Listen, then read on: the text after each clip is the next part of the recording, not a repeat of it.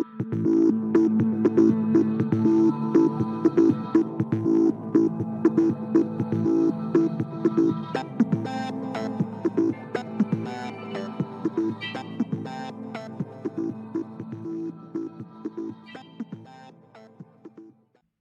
coaches, welcome back to Football Talk with Coach Chip.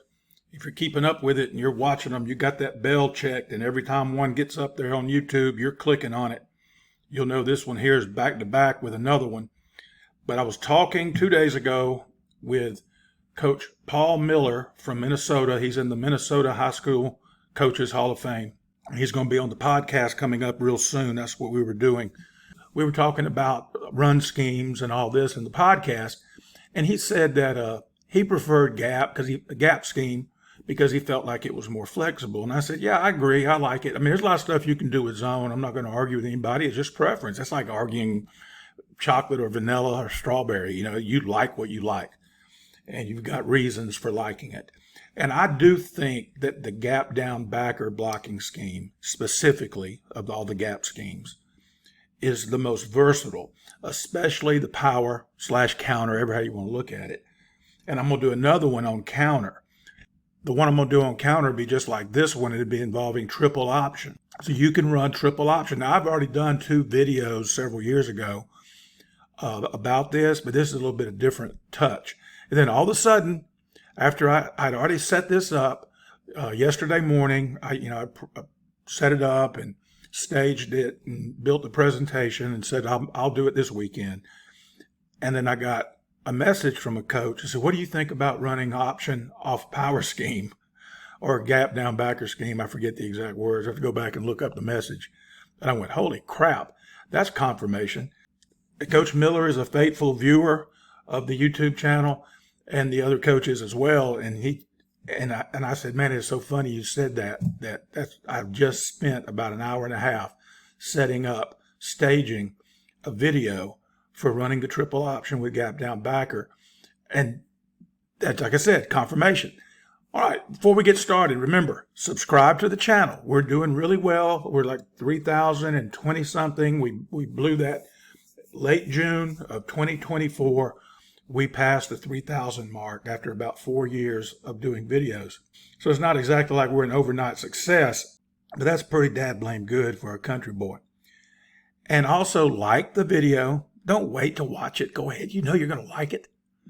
And share it. Put it on your social media and send it to your coaching buddies in a text message. The ones on your staff, the guys that you know in the coaching community. Share the channel. That's how we get the thing spread. And remember what I told y'all years ago when I first started? This is part of my retirement plan, y'all. This is my retirement supplement. And so let's get this thing going really big. We already mentioned the podcast. Go over on Spotify. As I record this, we're about 6 in. I got 7 and 8 already scheduled. 7 will drop Saturday night at 11:59 p.m. 8 will drop next Saturday night. And that's why I schedule them that way so you can wake up Sunday. And they're all between 40 and 50 something minutes, just enough to get you through a commute. Don't forget our freebies that we have available to you. They're always there, but this is one I'm really pushing right now simply because we're coming up on August pretty soon. As I record this, it is actually July 4th. Happy birthday, America. Guys are getting ready to start practice or already making up their plans. And this is a great practice schedule that we used for many, many years. And I send you the Excel spreadsheet as a file in your email. And then you can take it and just plug it in there how you want it. It's set up. The longest one is 2 hours and 7 minutes. And that includes the transition time. And we've actually done it before where we eliminated the 30 seconds between each period, which takes like 12 minutes off of practice. And you can, once you get the kids realizing, hey, we're on the clock, boom, boom, boom, boom, boom. And if you set your periods and your drills and all your stuff up where it can be seamlessly go from one to the other, you can do away with the 30 seconds. Our clock had a 30-second in between time is what I called it.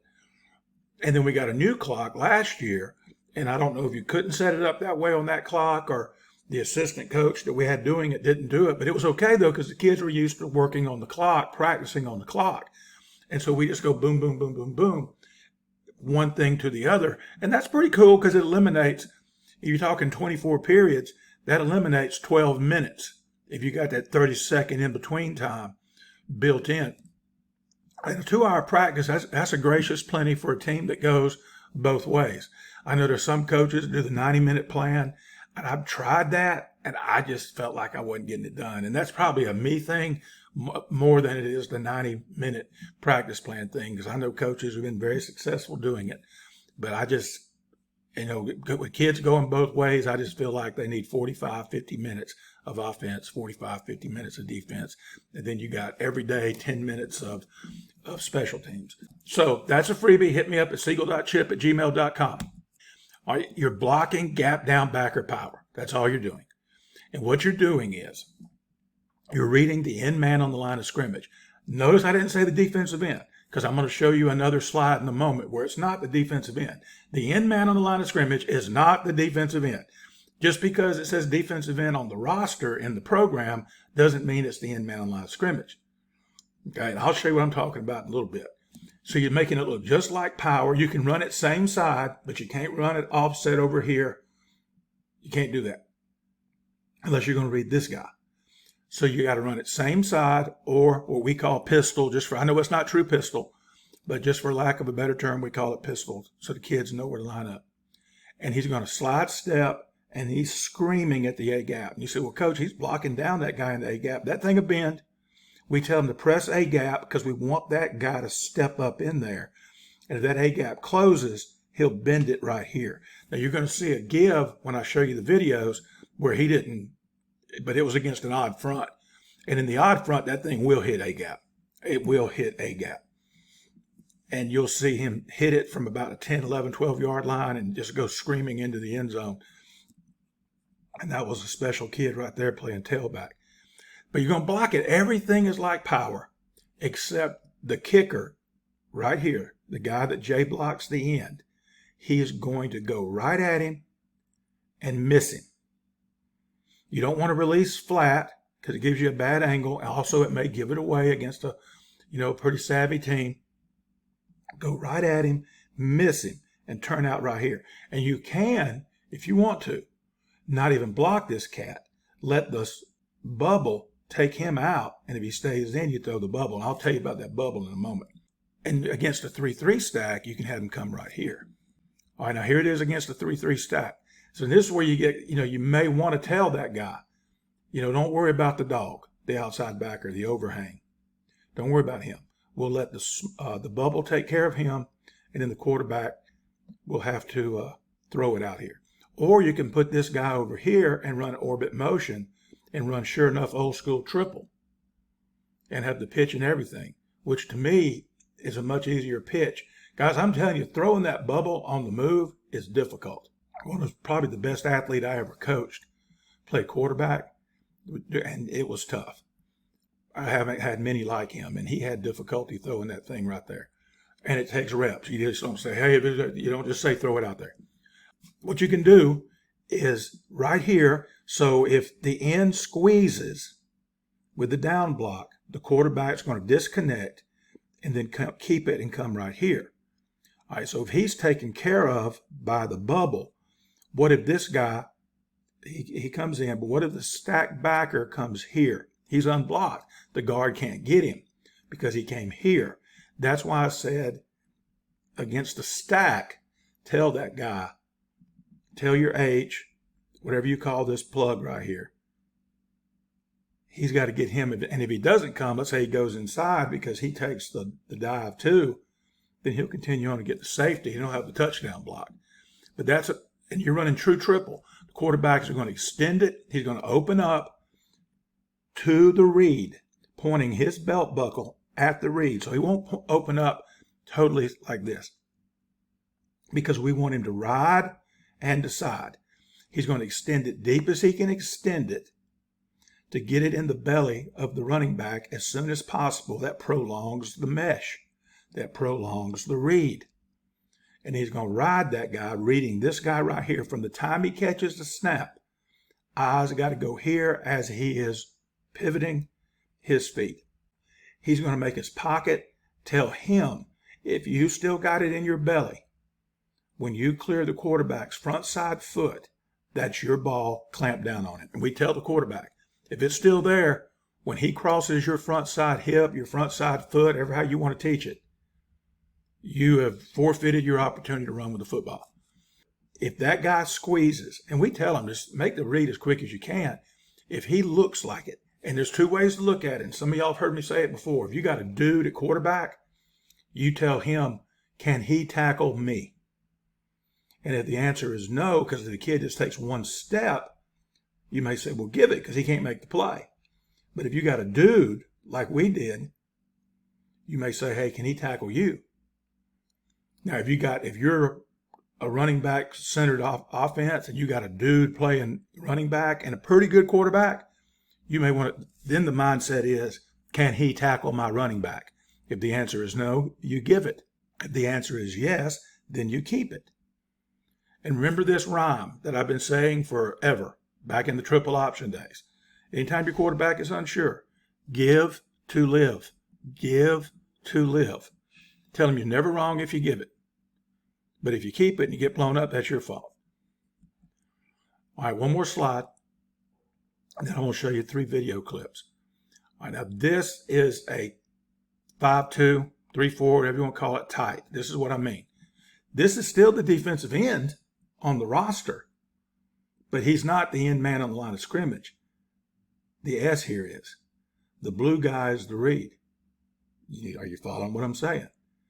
Don't teach your quarterback to read the defensive end. Because all these kids, they play Madden, and NCAA is about to come back out with this new relaunch. And they'll be thinking, oh, there's the defensive end. I'm reading him. No, dude. He's a 4-eye, so we're blocking him because he's inside the tackle. A 4-eye is inside the tackle. So we're blocking him. Teach the quarterback we're reading the end man on the line of scrimmage. Now, here is a good picture of what I was talking to you about a while ago. Look at the running back pressing the A gap. See, straight ahead. But he's reading the hole. If he gets it, and you see that thing right here, if he drives that 4-tech down in here, that 4-eye down in here, then he'll bend that joker right here. That's where reading this linebacker, this end man on the line of scrimmage, the M-LOS, E-M-L-O-S, reading him. Because if this joker comes up field, or this joker comes running back up here to get the quarterback, then you're giving it. And he's got to read it. Now, if it opens up and he's right here, he can just bang the thing. But he's getting it, and then, it's A-gap's closed, but he pressed A-gap to begin with. A-gap is closed. Bend it right here, C-gap play. Really, truly, B-gap play. Ends up out here at C-gap. Right there. Okay, if you get a good block on that 4-eye. Now, remember, if he's a 4-eye, what is he? He's a B-gap player. So even if you get a stalemate right here in the B-gap, you still got to block. As long as you don't get penetration. You still got to block right there. And he's going to do that. And it's up to the quarterback to read this cat. Same process as a while ago. Exact same process as a while ago. Extend it deep, right into side. Running back, if it's still in your belly when you clear his front side hip, lock down, it's yours. Then it becomes a power play. All it is, guys, is a power play, and you're reading the guy you would normally kick. And this is a great thing to put in if you got a quarterback that can read it. If you got a dude that is tough to J-block, he's tough to kick out, read him. Don't fight City Hall. All right, let's look at some video. All right, this is the exact same play I just showed you. What you're going to get right here, he's going to come right here and go out there. Okay? Boom, boom, right there. We're reading this guy. Notice, he's the M-LOS. He's the end man on the line of scrimmage. He's who we're reading. Gap down backer, gap down backer, gap back, pull and wrap, gap hinge. It is power. He's going to slide step and come downhill. Quarterback's going to catch the snap, and he's going to read the defensive end right here is big number 44. And he's coming down tight right here. If 44 takes the running back, he'll disconnect and come right here. It's a good football play. Eyes go to 44. You see that?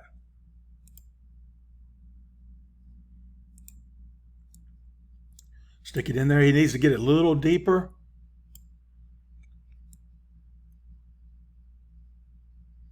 Good read. Good block by the H. All he's doing, he needs to come more this way and then come up, but that's okay right now. But he's J blocking the whole player.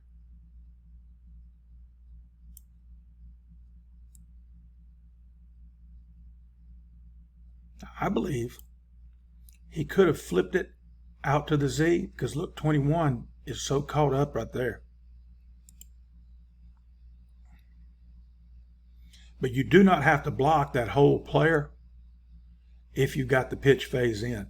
We practiced it, and I think we may have done it one time in a game, because it was tough to do. And it wasn't like I told him not to do it. It's just he never had to, because either we got a good block on that outside backer, or the outside backer ran with the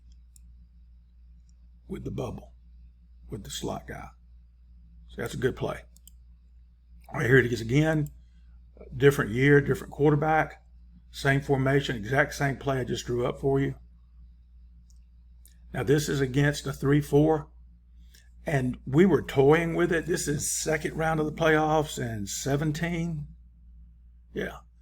And we were toying with this. We had practiced it all year, and we didn't use it until the playoffs. And against an odd front, we were thinking like, well, let him come out here.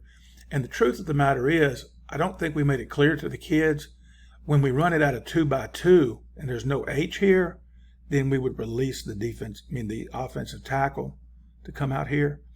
But we were running it out of, with the H in the game. And so the H is going to get him. So we have two come out here to get him. And what we should have been doing was gap down backer to here and not blocking him, even if he is in a 4-eye, because this kid's all the way out here. He's not walked down. But we make sure we get that outside backer, cuz I can tell you that. Look.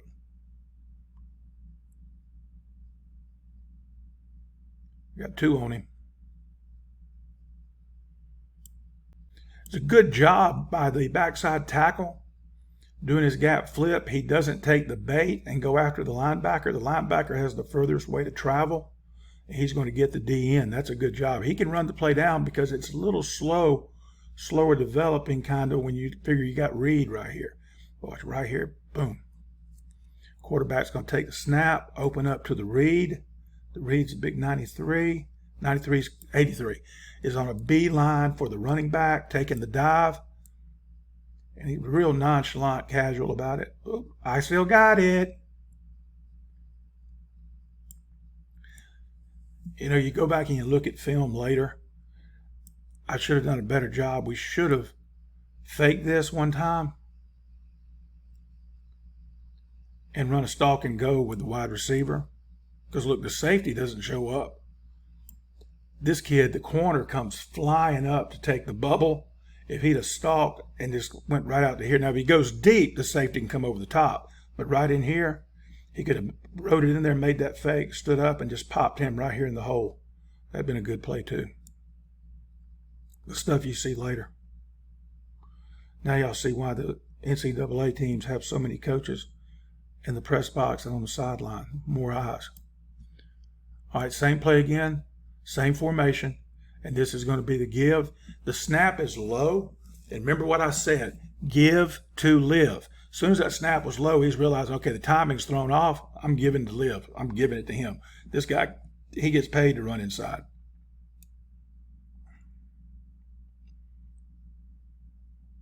And the end made it easy for him because his first step was up and out. So we made a pile inside right there, and the running back did a great job.